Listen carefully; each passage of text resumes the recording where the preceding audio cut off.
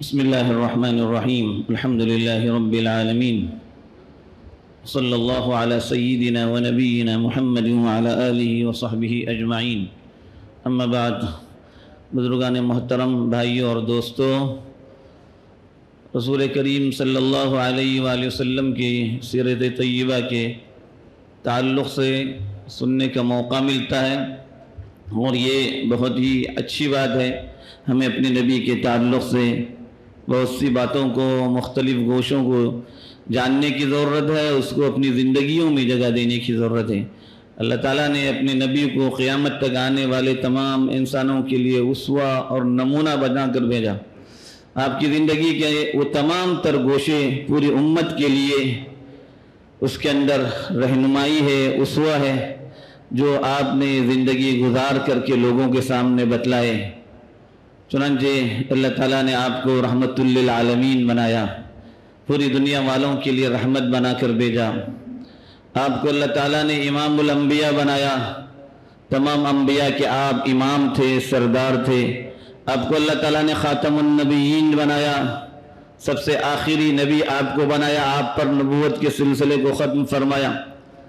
رسول کریم صلی اللہ علیہ وسلم کو اللہ تعالیٰ نے جن کمالات، جن اعزازات اور جن درجات سے نوازا ہے، وہ کچھ ایسے ہیں کہ تمام انبیاء کی تمام تر صفتوں کو اللہ تعالیٰ نے آپ کے اندر جمع فرمایا۔ حسن یوسف دم عیسیٰ ید بیضا داری، آنچ خوبہ ہمہ دارن تو تنہا داری۔ ایک طرف حضرت یوسف کا حسن تھا تو دوسری طرف اللہ تعالیٰ نے دوسرے انبیاء علیہ السلام کی خوبیوں کو اور صفات کو آپ کے اندر جمع کیا تھا۔ تمام انبیاء کی صفتیں ایک طرف اور اللہ کے نبی کی صفتیں اور آپ کے اوصاف اور آپ کے کمالات ایک طرف۔ بہرحال یہ ایک ایسا موضوع ہے جس موضوع کو بیان کرتے ہوئے لوگ زندگیاں ختم کر دیں گے، لیکن یہ موضوع ختم نہیں ہوگا۔ ہمیں اس بات کو سمجھنا چاہیے، دنیا کے اندر آئے ہوئے کسی بھی نبی کے امتی کے تعلق سے اس سے پوچھا جائے کہ وہ اپنے نبی کی توصیف بیان کرے، کچھ جملوں میں بیان کر کے وہ خاموش ہو سکتا ہے، لیکن اللہ کے آخری نبی محمد الرسول اللہ صلی اللہ علیہ وآلہ وسلم کی توصیف کب سے کی جا رہی ہے اور کب تک قیامت تک کی جائے گی، اور بیان کرنے والے تھک جائیں گے، لکھنے والے تھک جائیں گے، سننے والے تھک جائیں گے، لیکن انشاءاللہ ان باتوں کو نہ لکھنے والے نہ سننے والے اس کو سن کر لکھ کر بور ہوں گے۔ اس لیے ہمیں اللہ کے نبی کے تعلق سے ہر گوشے کے تعلق سے جاننے کی ضرورت ہے۔ رسول کریم صلی اللہ علیہ وسلم کی امت پر جو احسانات ہیں اور جو نوازشات امت پر آپ کی طرف سے ہوئی ہیں، ان احسانات کا حق یہ تھا کہ ہم اللہ کے نبی صلی اللہ علیہ وآلہ وسلم پر کثرت سے درود پڑھنے والے ہیں۔ جس قدر ہم اللہ کے نبی پر کثرت سے درود پڑھیں گے، ایک تھوڑا سا حصہ شاید ہمارے اپنے حقوق کا ہم ادا کرنے والے ہیں۔ یوں تو اللہ کے نبی صلی اللہ علیہ وسلم پر درود کا پڑھنا بعض مواقع پر فرض قرار دیا گیا۔ خود نماز کے اندر آدمی درود نہیں پڑھتا، اس کی نماز ہی نہیں ہوتی، لیکن ان سب کے باوجود درود پڑھنا، اللہ کے نبی پر سلام پڑھنا، یہ کچھ ایسا عمل ہے کہ جس عمل کی وجہ سے انسان دنیاوی اعتبار سے بھی ترقی کرتا ہے، اخروی اعتبار سے ترقی کرتا ہے، گناہوں کی بخشش کا ذریعہ بنتا ہے، اور ساتھ ہی ساتھ اللہ کے نبی کے قرب کا بھی اس کو اللہ کے نبی صلی اللہ علیہ وسلم کا قیامت کے دن قرب بھی حاصل ہوتا ہے۔ رسول کریم صلی اللہ علیہ وسلم نے فرمایا، مجھ پر تم کثرت سے درود پڑھا کرو، خصوصاً جب جمعہ کا دن ہو، جمعہ کی رات ہو۔ فرمایا گیا کہ اس دن اللہ کے نبی پر خوب درود پڑھا جائے، کثرت کی جائے۔ اور پھر آپ نے یہ بھی فرمایا، فَإِنَّ صَلَاتَكُمْ مَعْرُوضَةٌ عَلَيَّ، تمہارا درود مجھ پر پڑھا، مجھے پیش کیا جاتا ہے۔ ایک حدیث میں آپ نے فرمایا، کوئی بھی مسلمان کہیں بھی کسی بھی علاقے میں رہ کر مجھ پر درود و سلام پڑھتا ہے، اللہ تعالیٰ مجھ پر اس درود کو واپس پہنچاتے ہیں، اللہ میری روح کو واپس کرتے ہیں اور مجھے اس درود پہنچاتے ہیں۔ حضرات صحابہ نے پوچھا، اللہ کے نبی صلی اللہ علیہ وسلم آپ پر کیسے پہنچایا جاتا ہے جبکہ آپ مٹی میں مل چکے ہوئے؟ فرمایا کہ نہیں، ایسی بات نہیں ہے. ان اللہ حرم علی الارض ان تأکل اجساد الانبیاء، اللہ نے زمینوں کے لیے یہ روا نہیں رکھا کہ وہ انبیاء علیہ السلام کے جسم کو کھا جائے. زمین کے لیے اس بات کی گنجائش نہیں ہے، زمین انبیاء کے جسم کو نہیں کھا سکتی.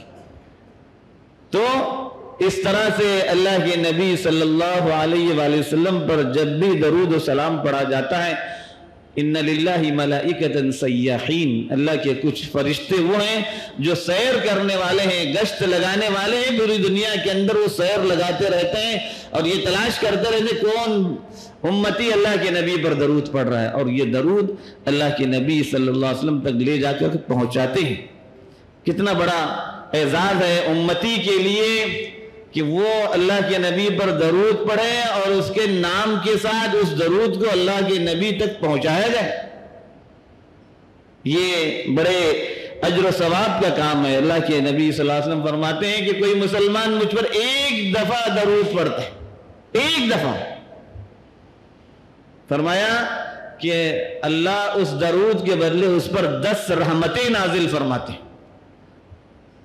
10 دفعہ اللہ تعالیٰ اس بندے پر رحمت نازل فرماتے ہیں جو بندہ ایک مرتبہ اپنے نبی پر درود پڑھتا ہے.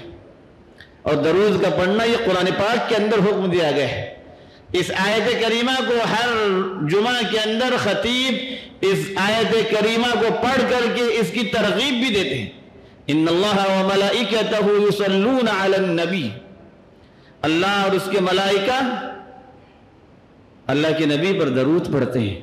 یا ایہا الذین آمنوا صلوا علیہ وسلموا تسلیما، اے ایمان والو تم بھی آپ صلی اللہ علیہ وسلم پر ان پر درود پڑھو اور سلام پڑھو اور سلام بھیجا کرو.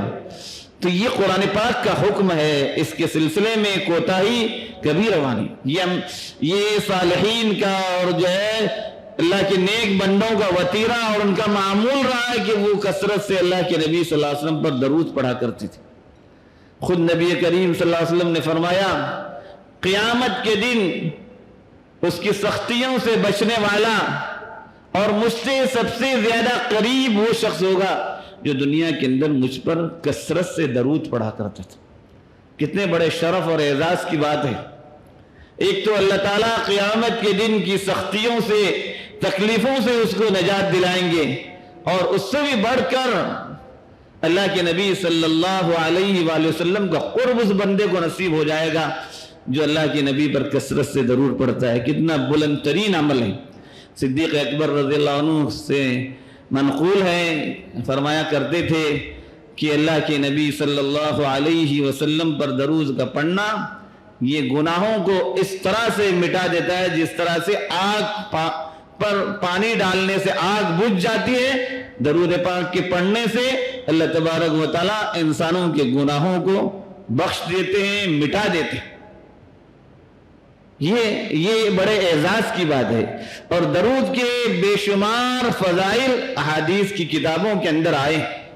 اس لیے آدمی اپنے لیے معمول بنا لے، روزانہ کچھ نہ کچھ معمول بنا لے کہ اتنی تعداد میں مجھے اللہ کے نبی پر درود پڑھنا ہی ہے. جب تک وہ معمول آدمی مکمل نہ کر لے اس وقت اس کو چین نہ آئے. جو دوسری ضروریات ہیں ہماری دنیا کی وہ تمام ضروریات پوری کرتے رہے، لیکن اس کے ساتھ ساتھ بعض وہ اعمال ہیں، ان اعمال کو اپنی زندگیوں کا ہمیں وتیرہ بنانا چاہیے، معمولات میں شامل کرنا چاہیے.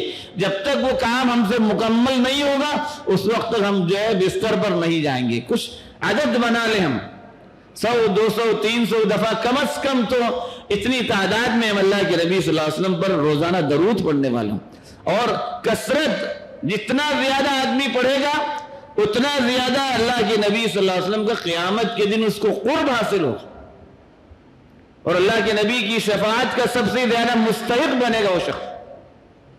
فرمایا کہ لَا يَرِدَنَّ عَلَيَّ أَقْوَامٌ، کچھ لوگ مجھ پہ میرے سامنے پیش کیے جائیں گے، مجھے ان کی پہچان نہیں ہوگی، بس ان کے درود کی وجہ سے میں ان کو پہچان رہا ہوگا. وہ مجھ پر درود پڑھ رہے تھے، کثرت سے درود پڑھ رہے تھے.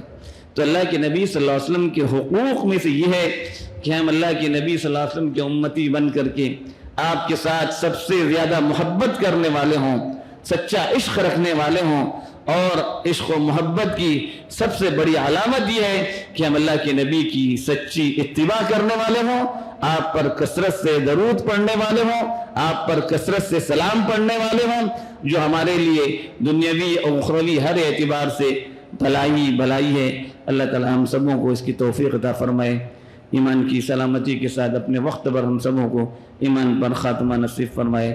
آمین وآخر دعوانا الحمد للہ۔